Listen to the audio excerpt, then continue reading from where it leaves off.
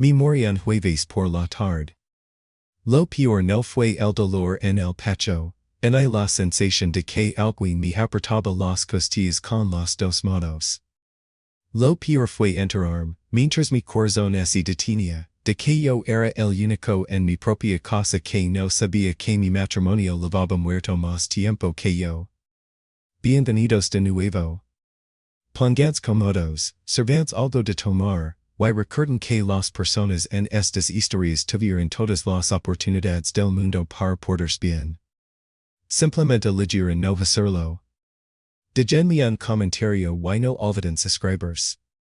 Les voy a gustar estar aquí. Déjenme llevarlos al principio. Me llamo Néstor Aguirre Sandoval. Tengo 47 años.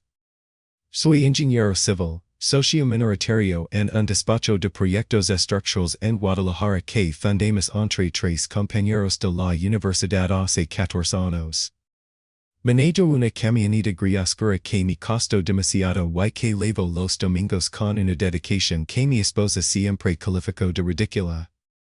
Preparo las mejores carnitas del fraccionamiento, y lo digo sin la más mínima gota de modestia, porque cuando las hago los vecinos de tres casas a la redonda se asoman por la barda.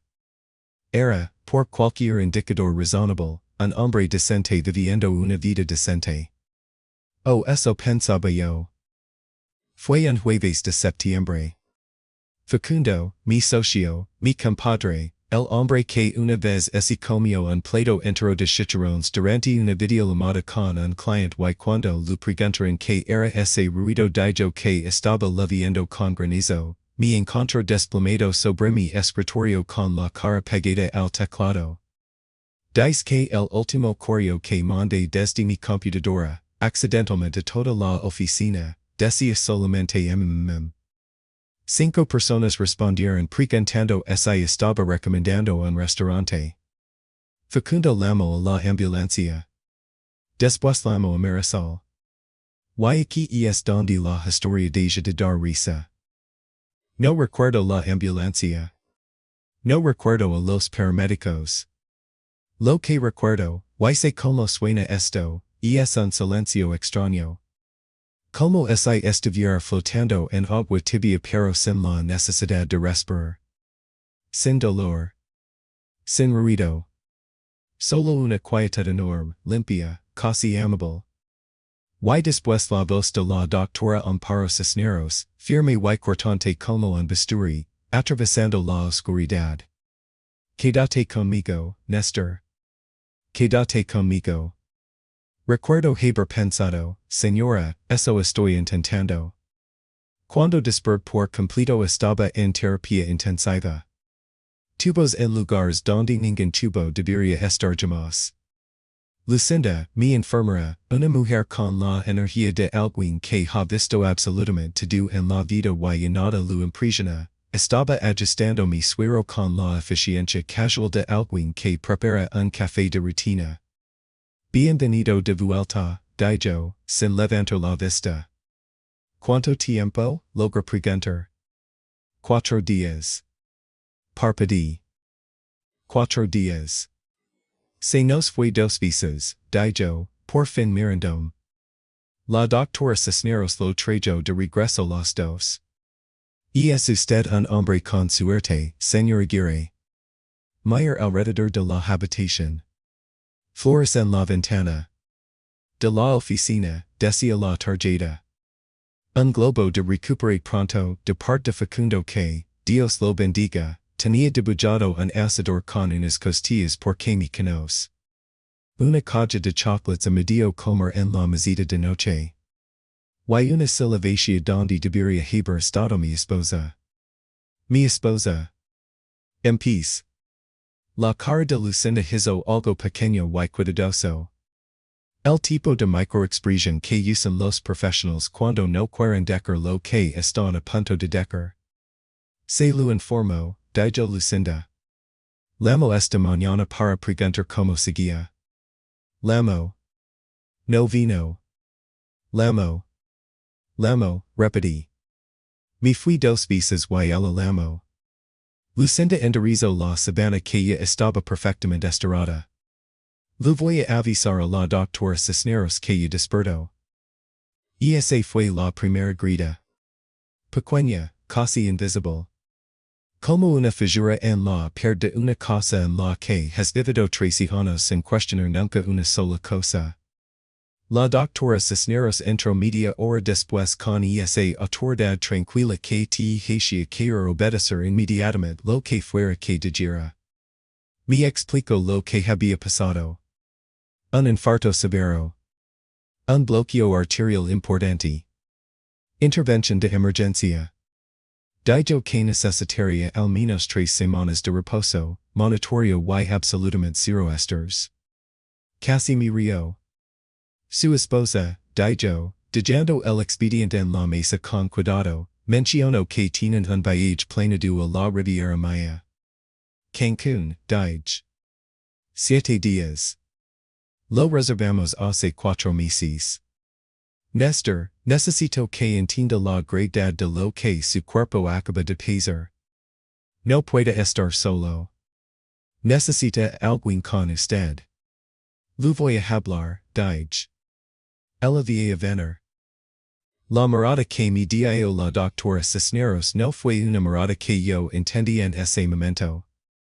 Fue mucho después, cuando la reproduje en mi mente, que entendí lo que realmente era. Era lástima. Facundo vino a verme esa tarde. Entró cargando una bolsa de papel de la taquería de la esquina de la oficina. Miró la charola del hospital y dijo, sin perder un segundo, te estoy salvando la vida por segunda vez, compadre. Miré. Primera vez desde que desperté. Jalo una silla y ese sento. Y por un rato hablamos de nada. Del América, que acababa de perder otra vez. De los chismes de la oficina. Del incidente de los chicharrones en la videollamada, que yo saca colación por el puro placer de verlo negarlo otra vez con la cara colorada. Y entonces, como ese alguien apagará un interruptor, su expresión cambió. ¿Ha venido Marisol? Preguntó. Ya viene, dije. Nada más tiene que arreglar unas cosas. Facundo asintió. Despacio. De esa manera en que la gente age cuando no te prepara demasiado para disfrutarlo. Facundo? ¿Mande? ¿Qué me estás ocultando? Se inclinó hacia adelante, los codos sobre las rodillas, y se quedó viendo el piso un momento largo. Nada, carnal. Solo quiero que te enfoques en recuperarte. Y es todo. Lo estudié la cara. Facundo Trevino es un pésimo mentiroso. Siempre lo ha sido. El hombre una vez intentó organizar una fiesta sorpresa de cumpleaños y me contó del pastel 3 días antes porque, y lo cito textualmente, el secreto me estaba dando agruras. Estaba cargando algo pesado en ese momento. Pero lo dejé pasar. Estaba cansado. Estaba débil. Y honestamente, una parte de mí no quería saber. Marisol llamó esa noche. Su voz era cálida, preocupada. Todas las texturas correctas de una esposa angustiada. Mi amor, he estado tan asustada, dijo. ¿Cómo te sientes? ¿Los doctores te están cuidando bien? Me fui 2 veces, Marisol. Una pausa. Lo sé, lo sé. Ha sido tan difícil no estar allí. No te imaginas. Entonces ven, silencio. Nestor, el viaje es en 6 días. Ya pagamos todo. Los vuelos no tienen reembolso. Marisol. Dije sin nombre de la manera en que lo dices cuando necesitas que alguien entienda que lo que vas a decir no es una petición. Casi me muero. Lo sé. Su voz cambió. Algo debajo de la calidez. Algo más duro. Y ya estás estable. Estás bien. Tienes doctors. Tienes enfermeras. Quiero a mi esposa. Y voy a estar allí en cuanto regresemos. Te lo permito. Son solo 7 días, Nestor. Vas a estar bien. Me qued viendo el techo.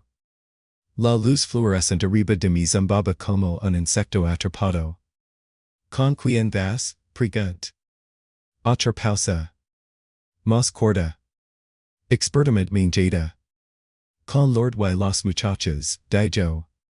Ya lo sabes. Sí lo sabía. Lord y los muchachos. La respuesta habitual de los últimos 2 años y medio cada vez que preguntaba por las salidas de fin de semana, las llegadas tarde, las ausencias inexplicables. Lord y los muchachos era la cortada más confiable de nuestro matrimonio. Está bien, dije. Está bien?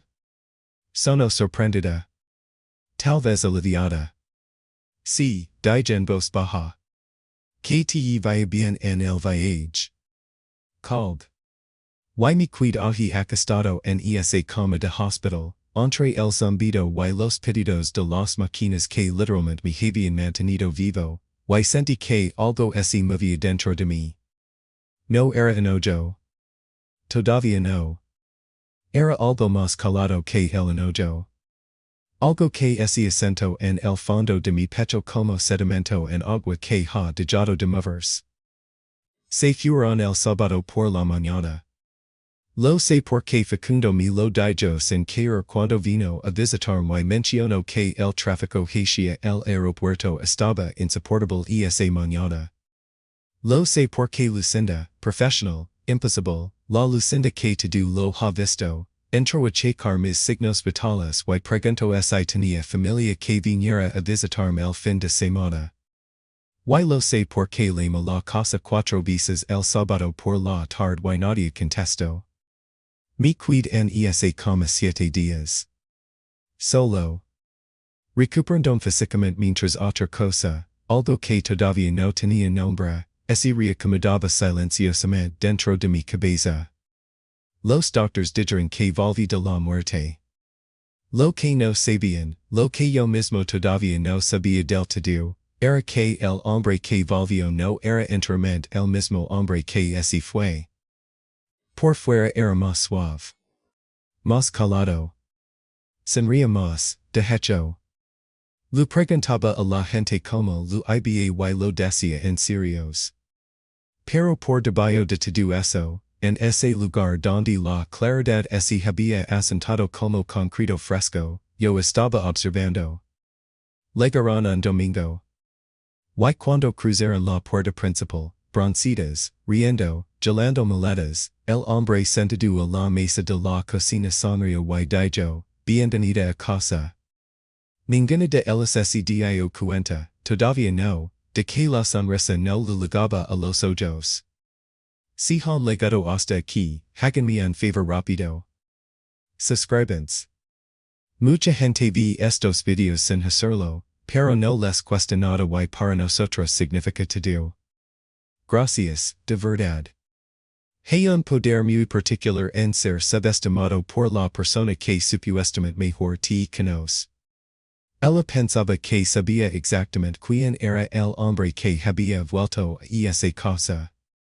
Levaba traiciones equivocada. Déjenme contaros algo sobre sobrevivir una experiencia cercana a la muerte que nadie pone en los posters motivationals. No te vuelve valiente. No te llena de gratitud y luz y ganas repentinas de correr maratones. Lo que realmente hace, al menos lo que me hizo a mí, es volver preciso. De repente en cero tolerancia para el ruido. Cero paciencia para las actuaciones.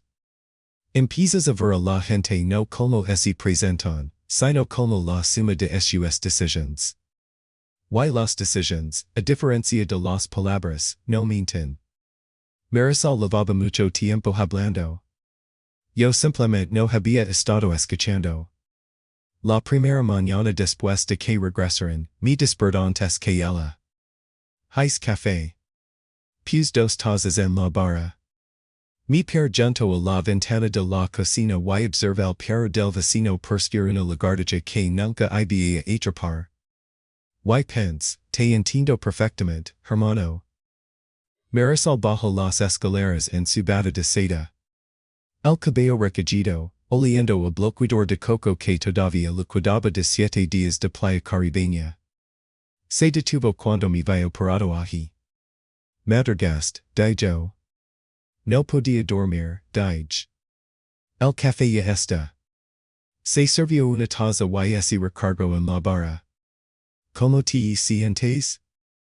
Habló durante 25 minutos sobre atardeceres y snorkeling y en restaurante frente al mar donde los tacos de camarón eran, aparentemente, una experiencia transformadora. Habló con las manos como siempre hacía cuando estaba animada. Y yo me quedé parado, taza en mano, asintiendo en todos los momentos correctos. Observando. Porque esto fue lo que noté. En 25 minutos hablando de unas vacaciones de 7 días, mencionó a Lord exactamente una vez. De pasada. Como una nota al pie de pagina. Lord, que supuestamente era la razón por la cual el viaje no se podía cancelar.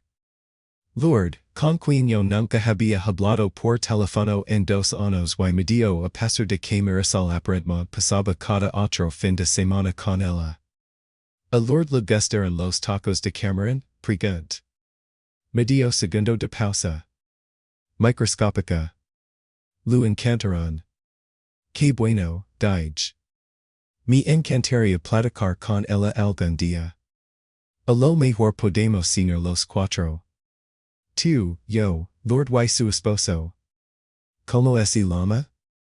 Marisol me miró por encima del borde de su taza. Ricardo. Ricardo, repetí, sonriendo. Cierto. Hay que hacerlo un día de estos. Ella sonrió de vuelta. Ninguno de los dos lo decía en serios. Volví a la oficina 2 semanas después, en contra de las protestas moderadas de la doctora Cisneros y las dramáticas de Facundo. Facundo me esperó en el elevador con la energía de un hombre que había preparado un discurso. Antes de que digas nada. Empiezo. Buenos días, Facundo. Quiero decir que te apoyo en lo que sí que estés pasando y estoy aquí para ti. Y también, te es terrible. Gracias, dije. Yo también te extraño. Caminamos en nuestras oficinas y se detuvo en mi puerta, recargado en el marco. Su voz bajó. Néstor. Compadre. ¿Vamos a hablar de eso? Me senté en mi escritorio. El mismo escritorio donde mi corazón se había detenido. Alguien había limpiado el teclado. Note que las teclas estaban ligeramente más brillantes que antes. Facundo, probablemente. ¿De qué? Dije. ¿Tú sabes de qué? Lil Meyer. Facundo Trevino, que se había comido chicharrones en una videollamada y había culpado al granizo. Facundo Trevino, suya cara no podía guardar un secreto más de 48 horas. Facundo Trevino, que había sabido algo en ese cuarto de hospital y había elegido, por cariño, quedarse calado. ¿Desde cuándo sabes? Pregunt. Cerró la puerta detrás de él. Se sentó. Y me contó. Había empezado, según Facundo, hacía unos 10 meses. Una cena de fin de año con clientes. Marisol había ido a recogerme. Yo recordaba esa noche, un viernes de diciembre. Ella había lavado el vestido azul marino. Y Elias Bermúdez había estado allí. Elias Bermúdez, que trabajaba en un despacho de arquitectura 3 pisos arriba del nuestro en el mismo edificio corporativo. Elias Bermúdez, que tenía 43 años, recién divorciado, y el tipo de sonrisa que hacía que los recepcionistas se olvidaran de lo que estaban haciendo. Facundo dijo que los había visto platicando junto al bar durante media hora mientras yo estaba al otro lado del salón haciendo lo que siempre hacía en eventos de empresa, siendo excelente para la plática casual y pésimo para mi tiempo. Dijo que no le había dado importancia entonces. Empezó a darle importancia 4 meses después cuando vio el carro de Marisol estacionado en el edificio un sábado. Un día en que yo estaba en Monterrey supervisando una obra. No quise asumir, dijo Facundo. Podía estar equivocado. Pero no lo estabas. Negó con la cabeza. Debí haber dicho. Me estás diciendo ahora. Néstor. Facundo. Levanta una mano. No estoy enojado contigo. Te lo permito. Me miró de la manera en que la gente me había estado mirando desde que salí del hospital. Como esa buscaran en mi cara la version de mi que reconocen. El ruidoso. El que hacía chistes en las carnes asadas y le gritaba cosas questionables al árbitro en los partidos de fútbol de los sobrinos. Y esa version todavía estaba ahí. Solo que ahora tenía un compañero de cuarto nuevo. Quiero dejar algo claro. No contrata un detective privado. No robáis su teléfono en la madrugada. No confronta nadie en un estacionamiento en mande correos anónimos en hais ninguna de las cosas dramáticas que quedan bien en las telenovelas. Simplemente puse atención. Elias Bermúdez, descubrí con la investigación más básica del mundo, un perfil de LinkedIn y un directorio del edificio. Se cuidaba a trabajar tarde los martes y jueves. Marisol, record, había empezado a ir a una clase de pilates los martes y jueves hace aproximadamente 8 meses. Marisol no había hecho pilates un solo día de su vida. La mujer consideraba que caminar al buzón era ejercicio suficiente. También notó que su teléfono, que siempre se cargaba en la mesita de noche, ahora se cargaba en el baño. Que había empezado a oírse diferente en las llamadas, más ligero, casi como adolescente, antes de caminar a otra habitación. Que compró un perfume nuevo sin mencionarlo. Cosas pequeñas. Individualmente, nada. Juntas, formaban una imagen tan clara que era casi artística en lo completa que resultaba. No dije una sola palabra. Solo empieza a hacer mis propias llamadas. Crisanto Madrigal había sido mi abogado durante unos años. Era el tipo de hombre que usaba el mismo estilo de traje todos los días en diferentes tonos de gris y hablaba con la cadencia medida de alguien que cobra por hora y lo dicen serios. Camina su oficina un miércoles por la tarde y cerró la puerta. Néstor, dijo. Te ves bien. Considerando las circunstancias. Necesito entender algo, dije. Puramente hipotético. Si un hombre, hipotéticamente, quisiera reestructurar sus bienes de manera silenciosa y legal antes de un cambio significativo en su vida, ¿cómo se diría eso? Crisanto mi estudio durante un momento largo. ¿Qué tan significativo? Dijo. Suficientemente significativo. Ascencio despacio. Abrió el cajón de su escritorio, y sacó un bloc de notas amarillo. Platiquimos, dijo. Las semanas que siguieron fueron las más extrañas de mi vida. En la superficie, todo era normal. Cine en la mesa, televisión en el salón, Marisol preguntando por mi salud, mis medicinas, mis citas de seguimiento con la doctora Cisneros. Estaba atenta ahora. Tierna, incluso. El tipo de tenura que viene de la culpa, que se siente casi idéntica al amor si no estás poniendo atención. Yo estaba poniendo atención. Y aquí está la cosa que lo sorprendería. La cosa que me sorprendió a mí. No estaba destrozado. No caminaba por la casa ahogándome en dolor. Había logrado exactamente una vez, en la regadera, 4 días después de que Facundo me contó.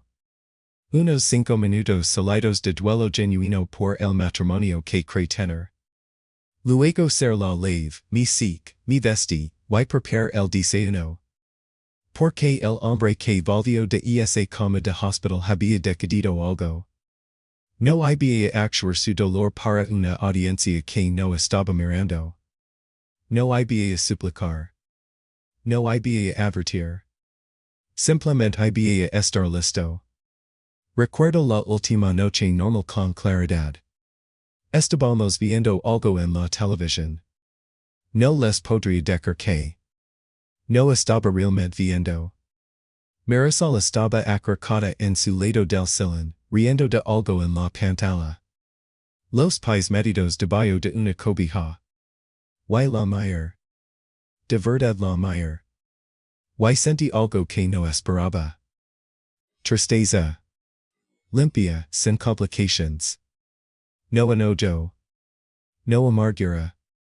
Solo el duelo calado de un hombre viendo los últimos minutos de algo que alguna vez amó. ¿Estás bien? Preguntó, notando que la miraba. Sí, dije. Nada más pensando.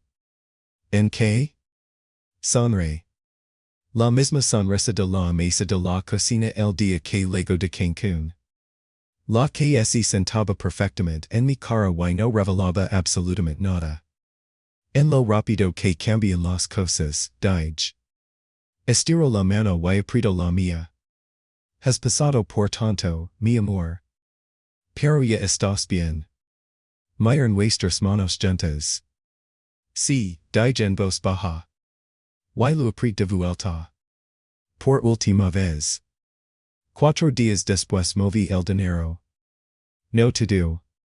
Eso hubiera sido obvio, y yo ya había terminado de ser obvio. Con cuidado, medicament, con la guía de crecimiento y el tipo de precisión silenciosa que una experiencia cercana a la muerte instala en un hombre, lo quiera o no. También cambia otra cosa. Algo pequeño que nadie notaría en semanas. La contraseña del sistema de alarma de la casa.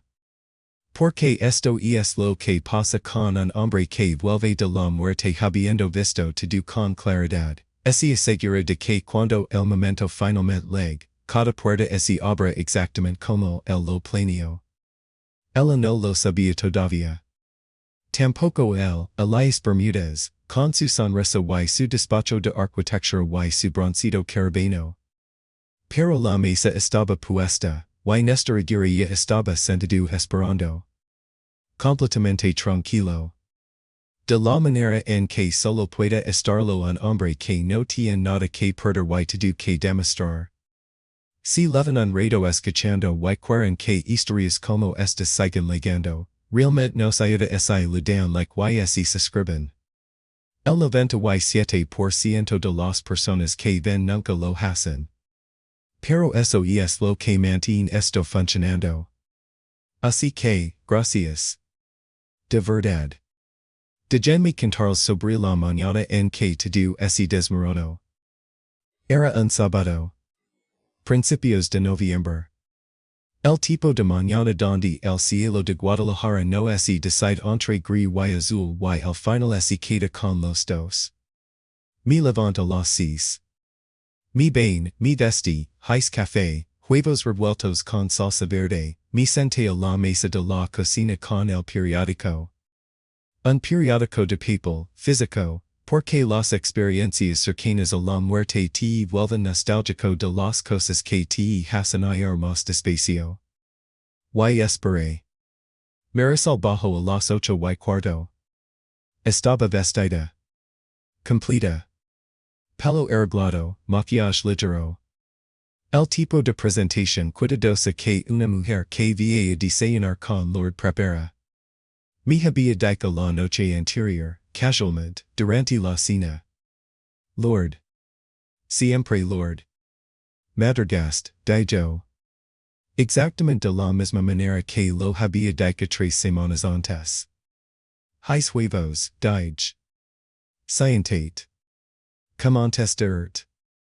Se vio sorprendida. Yo había estado cocinando más desde que volví del hospital. Otra cosa que ella atribuyó a mi nueva apreciación por la vida.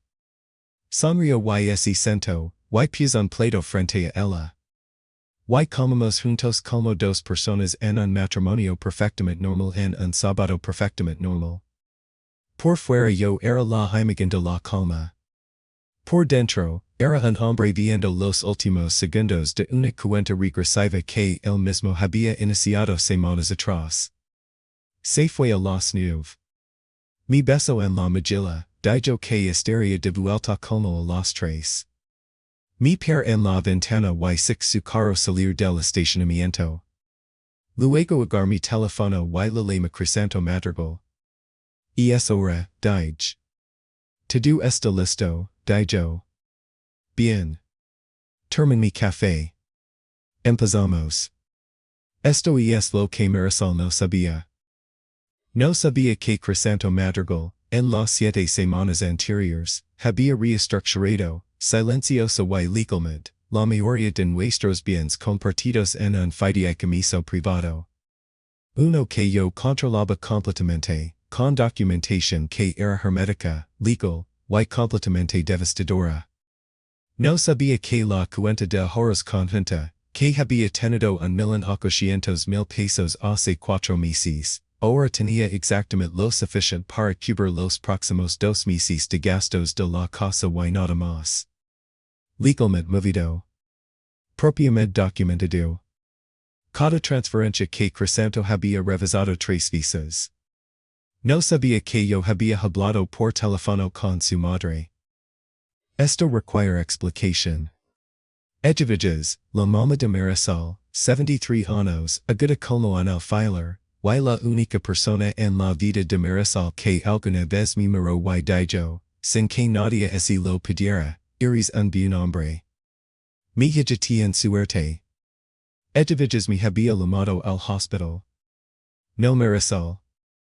Ediviges. Se quedó al teléfono conmigo 45 minutos en el quinto día de mi estancia, llorando calada, diciendo que lo sentía, diciendo que no sabía que le pasaba a su hija, diciendo cosas que una madre probablemente no debería decir pero que la verdad tiene una manera de sacar a la gente eventualmente. Ediviges y yo habíamos seguido en contacto. Tampoco sabía que yo había solicitado el divorcio hacía 12 días. Crescento había recomendado discreción en cuanto al timing de los papeles. Habíamos acordado, dejarla llegar un sábado, dejar que el fin de semana llegara, dejar que todo se sintiera normal, y después entregar. Entraron a las 2:47. Sé la hora exacta porque estaba sentado en la mesa de la cocina, misma silla, misma postura, misma taza de café, y estuve viendo el reloj de la manera en que se vi una tormenta acercándose a lo lejos. La puedes ver. Te has preparado para ella. Y aún así, cuando finalmente llega, he algo casi impresionante en el puro tamaño de la cosa. La puerta se abrió. Marisol entró primero, riendo de algo, volteando hacia atrás, y Elias Bermúdez entró detrás de ella, redando una maleta de fin de semana. Una maleta de fin de semana. No una bolsa de mano. No una cámara sobre el brazo. Una maleta completa, con cierre, esto es más que un desayuno, maleta de fin de semana. En ni siquiera habían volteado hacia la cocina todavía. Lo más gracioso, estaba diciendo Marisol, es que el GPS nos llevó por una ruta completamente. Elias me vio medio segundo después. Su mano, todavía en la maleta, se quedó absolutamente quieta. Tomé un trago lento de mi café.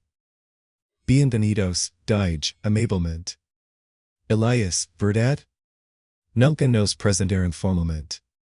Néstor Aguirre Sandoval.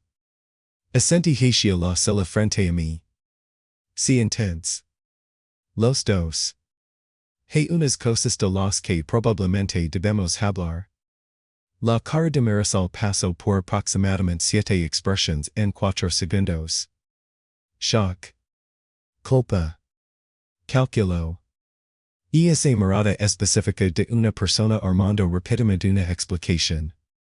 Y luego aterrizó en algo que parecía casi indignación, lo cual, y lo digo con plena apreciación por la audacia que requiere, fue notable. Néstor, esto no es. Marisol. Lo dije en voz baja. No con de risa. De la manera en que dices el nombre de alguien cuando quieres que entienda que la versión de esta conversación donde ese sale con excusas no está disponible. No estoy enojado. Lo digo en serios. Si intense. Elias se aclaró la garganta. Tal vez debería sentarse, dije, todavía amable, porque lo que estoy a punto de decir lo involucra también, y prefiero decirlo una sola vez. Se sentaron. Metí la mano en la carpeta que estaba junto a mi taza de café y deslizé dos huevos de papels por la mesa. Uno para Marisol. El otro, lo cual hizo que le cortara la respiración de manera audible, para Elias. Esos, dije, son papels de divorcio. Ya fueron presentados hace 12 días. By los ojos de Marisol movers por la primera página.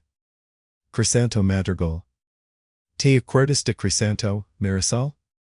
El hizo nuestro testamento. Ha estado manejando esto. Todo está documentado. Todo es legal. Todo ya está hecho. Marisol levantó la vista. Su cara había adquirido el color del concreto seco. La casa, continuó, está mi nombre. Siempre lo estuvo, de hecho. Tal vez recuerdes que estabas entre empleos cuando la compramos y la hipoteca quedó bajo mi crédito. Crisanto me lo recordó. Sonre amablemente. Hombre muy útil. Nestor. Su voz salió más pequeña de lo que probablemente pretendía. La cuenta conjunta tiene suficiente para cubrir los gastos hasta enero. Después de eso, tu abogado, y te sugiero ampliamente que consigas uno, trabajará con Crisanto en el acuerdo. Vas a estar atendida, Marisol. No me interesa la crueldad.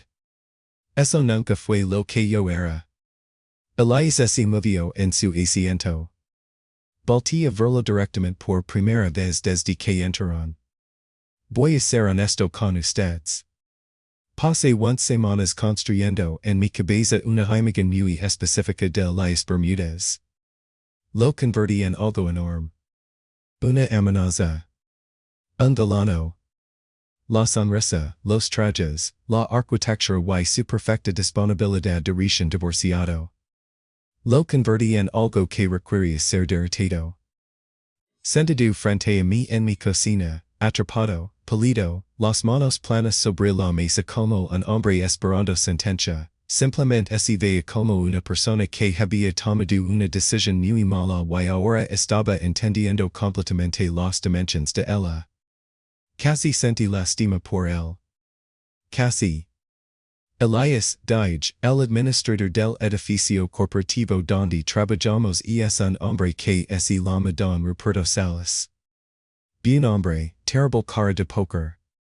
En aproximadamente, revise mi reloj, 40 minutos, Don Ruperto va a recibir una queja formalmente documentada, firmada por Crisanto Madrigal, respecto a la conducta de un arquitecto senior que ha estado llevando una relación personal con la esposa de un profesionista del mismo edificio de manera que creó un conflicto de interés en reuniones compartidas con clientes.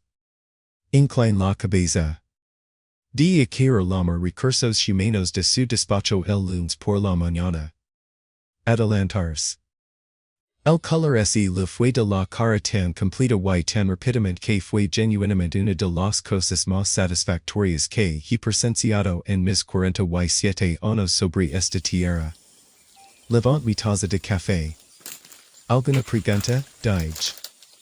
Hay una versión de esta historia donde Marisol Lara y me ablanda. Quiero ser honesto con ustedes. Sí loro, eventualmente. Las lágrimas vinieron después del shock, que vino después de una versión de enojo que duró aproximadamente 4 minutos antes de que mirara los papeles otra vez y lo pensara mejor. Lara y fue real. Eso lo creo. En el del lugar de bayo de todo lo que había pasado, había una mujer que alguna vez me amó genuinamente, y esa mujer estaba de duelo por algo también. Pero esto es lo que he aprendido sobre las lágrimas que llegan después de las consecuencias. No son lo mismo que el arrepentimiento. Son el sonido de un futuro que es dado por hecho, la casa, la seguridad, el hombre que hacía carnitas y lavaba la camioneta los domingos y no pedía nada del mundo más que ser apreciado, desapareciendo en tiempo real. No estaba llorando por mí.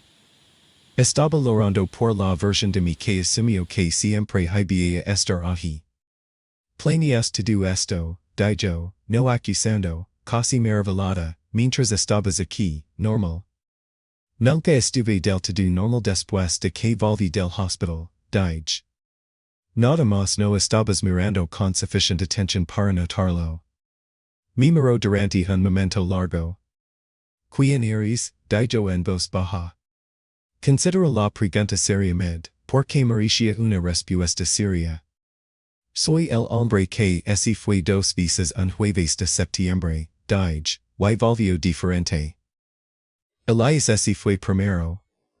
Rápido. Sin la maleta de fin de semana.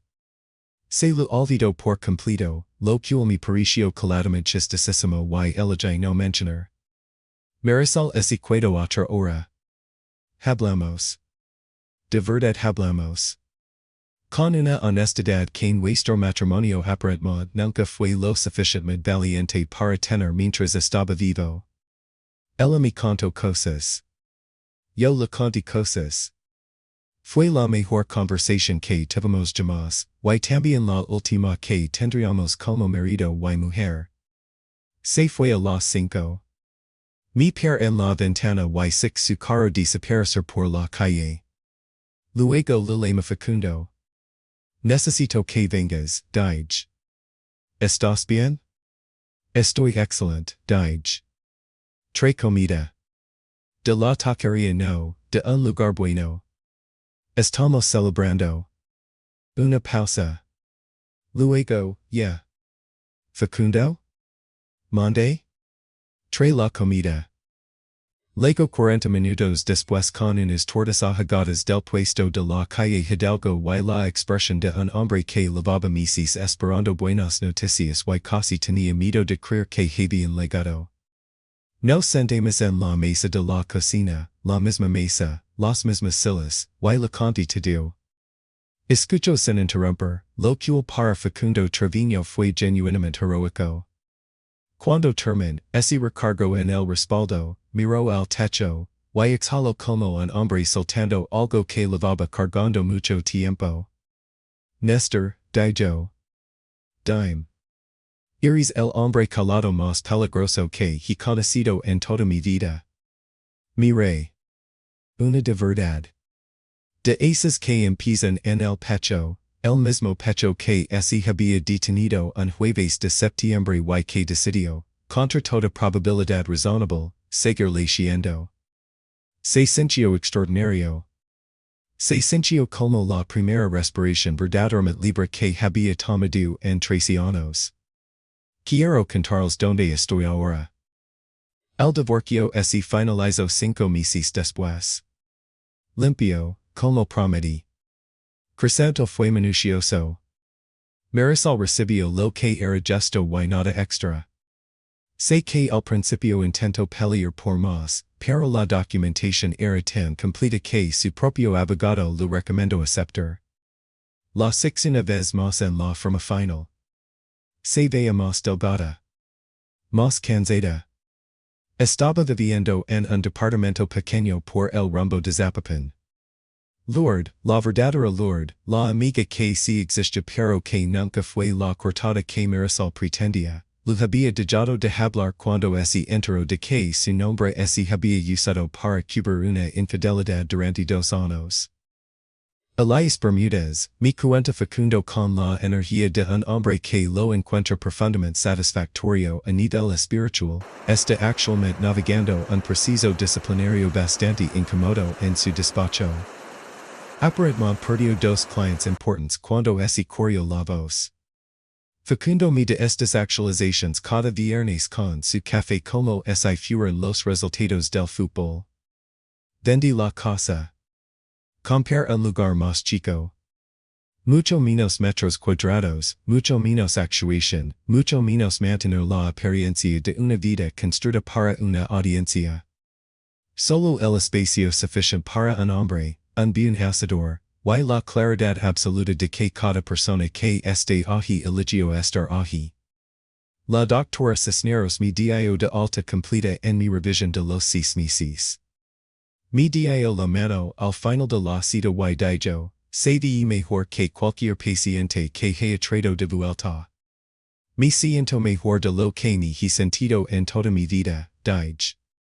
Y lo decía completamente en serios. Lucinda, mi enfermera, la Lucinda imposible que todo lo ha visto, me cruzó en el pasillo a la salida. Me miró de arriba a abajo con el ojo entrenado de una mujer que ha visto gente sanar y gente no sanar y que conoce la diferencia íntimamente. Está bien, señora Aguirre, dijo. Sonre. La de verdad. La que liga a los ojos. Lucinda, dije, estoy absolutamente magnífico. Dicen que cuando miras y vuelves, ese supone que debes haber visto una luz. Yo no six una luz. Lo que six fue claridad. Una claridad limpia, calada, sin piedad, sobre lo que importaba y lo que no. Sobre quien se presentó y quien no. Sobre quien es realmente un hombre cuando nadie está actuando para él. Me morí un jueves y el hombre que volvió fue lo mejor que me ha pasado en la vida. Y quiero ser con algo que aprendí en todo esto, algo que espero les sirva a ustedes. Hay 3 lecciones que un hombre se lleva cuando la vida lo enseña de esta manera. La primera, las decisiones de la gente en tus peores momentos te dicen más que 1000 promesas en los buenos. No escuchan lo que les dicen, miran lo que hacen. La segunda, proteger lo que construiste no es venganza, es justicia. Un hombre no tiene la obligación de premiar la traición con generosidad, y poner tus asuntos en orden no es crueldad, es claridad. Y la tercera, y esta es la más importante, nunca es demasiado tarde para convertir en la versión de ti que debiste ser desde el principio. A veces necesitas perder todo para dar cuenta de que lo que perdiste no era lo que te definía. Lo que te define es lo que haces después. Si les gustó esta historia, uned's en nuestra comunidad dando like y suscribiéndose para más historias reales, crudas, y centradas en la familia. Y como siempre, gracias por ser parte de esto. A veces me siento en la terraza de este departamento chico, con el olor del carbón encendido subiendo desde el asador, y pienso en la mesa de aquella cocina. La misma mesa donde comí huevos con Marisol esa última mañana de sábado. La misma mesa donde Elias Bermúdez ese cuello blanco como el papel cuando entendió que su vida estaba a punto de cambiar. La misma mesa donde Facundo y yo comemos tortas ahogadas a las 9 de la noche celebrando algo que es sencha menos como victoria y más como libertad. Lo que pasó en mi vida no fue casualidad. Fue una cadena de decisiones, las mías y las de ella, cada una conectada a la siguiente como eslabones. Marisol decidió no venir al hospital. Decidió irse a Cancún. Decidió mentir con el nombre de Lord durante 2 años y medio. Cada decisión pequeña la fue eligiendo un paso más de lo que teníamos, hasta que ya no quedaba nada que elegirse. Y cuando las consecuencias llegaron todas juntas, porque así funcionan. Las consecuencias no avisan. Se acumulan en silencio y después se presentan de golpe, como un infarto. Pero yo también tomé decisiones. Y aquí es donde quiero ser honesto con ustedes, porque esta parte importa. El hombre que yo era antes del hospital no hubiera hecho lo que hice. No porque fuera cobarde, sino porque no estaba viendo con claridad. Vivía cómodo. Conforme. Dejaba pasar cosas que no debí haber dejado pasar.